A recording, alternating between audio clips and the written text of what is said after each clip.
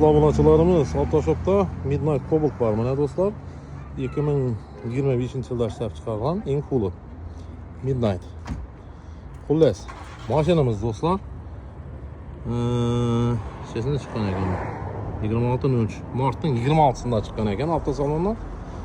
Mana shu sprapkada mashin. Narxana keladi olmasak do'stlar 160 million so'm. Avto kredit etib olaman desangiz-da, ko'p odam so'rab turibdi, avto kredit qancha so'm bilan chiqadi deb. Shuning uchun bir aniqlik kiritib beraylik deb aytayotganmiz do'stlar. Xullas, oldindan 24 million so'm bilan chiqadi. Bankka to'lovi.